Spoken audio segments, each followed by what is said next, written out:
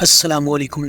ناظرین فتح مکہ کے بعد آہستہ آہستہ تمام عرب میں اسلام پھیلنے لگا اور نبی کریم صلی اللہ علیہ وسلم کے رخصت فرما جانے کے بعد خلفائے راشدین اور دیگر صحابہ کرام کے دور میں اسلام دنیا کے کونے کونے تک پھیلنے لگا۔ اسی دوران خلافت بنو امیہ کے پاس آئی اور اس کے بعد بنو عباس کے پاس آئی اور اس کے بعد مملوک اور عثمانی سلاطین کے پاس مسلمانوں کی قیادت آتی رہی، مگر ایک قیادت جو کہ ابھی آنی ہے، جس کے بارے میں اتنا ذکر نہیں کیا جاتا، وہ قیادت کس کی ہے، وہ کس ایسے بادشاہ کی ہے؟ دراصل یہ قیادت عرب میں ہی آنی ہے۔ جتنے بھی حکمران آئے ہیں سب کے سب آل اسماعیل سے آئے ہیں عرب میں، یعنی کہ قریش سے آئے ہیں یا پھر دیگر اجمی اقوام سے آئے ہیں۔ اس وقت عرب میں آل سعود کی حکومت ہے، تو اس وجہ سے لوگ سوشل میڈیا پر ہم پیشن گوئیاں کرتے دیکھتے ہیں کہ ان کی حکومت جانے والی ہے اور ترک آنے والے ہیں یا فلاں فلاں، حالانکہ اس چیز کا ثبوت نہیں ملتا بلکہ اس کے برعکس بات ہے، مگر آپ کو سن کے یہ حیرت ہوگی۔ حضرت ابو ہریرہ رضی اللہ عنہ سے روایت ہے کہ نبی کریم صلی اللہ علیہ وآلہ وسلم نے فرمایا، قیامت اس وقت تک قائم نہیں ہوگی جب تک کہ قبیلہ قحطان میں سے ایک ایسا شخص پیدا نہیں ہوگا جو لوگوں پر اپنے ڈنڈے کے ذریعے حکومت کرے گا یا ڈنڈے کے ذریعے ہانکے گا۔ اور مفسرین کے مطابق اس قحطانی شخص کا نام مسلم شریف کی روایت کے مطابق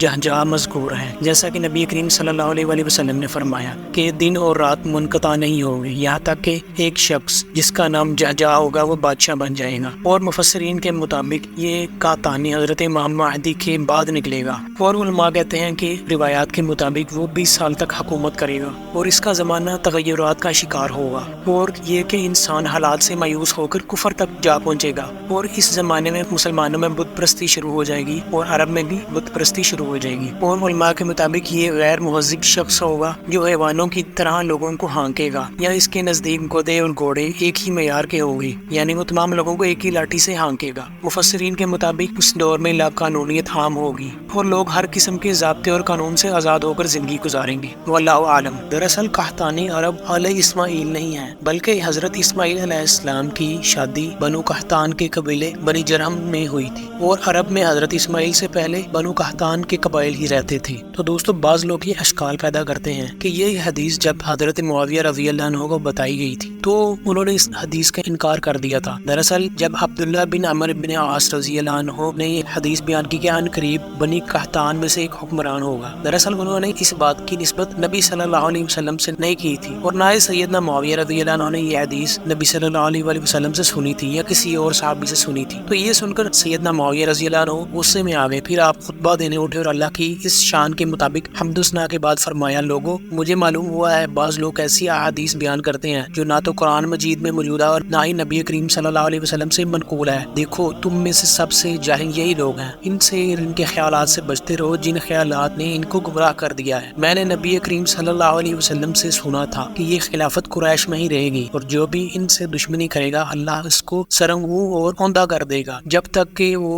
دین کو قائم رکھے۔ تو دوستو، سیدنا معاویہ رضی اللہ عنہ نے جو نبی کریم صلی اللہ علیہ وسلم سے خود یہ حدیث سنی تھی کہ خلافت صرف اور صرف قریش میں ہی رہے گی، لیکن یہ بات کا ایک حصہ تھا، جبکہ دوسری بات کا یہ حصہ تھا، اور عبداللہ بن عمرو بن عاص نے یہ بات نہیں کہی تھی کہ نبی کریم نے فرمایا، بلکہ انہوں نے نبی کریم سے منسوب کیے بغیر یہ بات بیان فرمائی تھی، جیسا کہ روایات میں موجود ہے۔ تو بات دونوں ہی صحیح ہے، اور حضرت عبداللہ ابن عباس رضی اللہ عنہ فرماتے ہیں کہ معاویہ رضی اللہ عنہ نبی کریم صلی اللہ علیہ وآلہ وسلم پر جھوٹ نہیں بولتے تھے، تو جس سے ہمیں بات معلوم ہوتی ہے کہ باتیں دونوں ہی صحیح ہیں۔ تو دوستو، آج کی ویڈیو کیسی لگی؟ امید کرتے ہیں اچھی لگی ہوگی۔ ویڈیو کو لائک، چینل کو سبسکرائب کر دیجیے گا۔ ملتے ہیں اگلی ویڈیو میں۔ السلام علیکم۔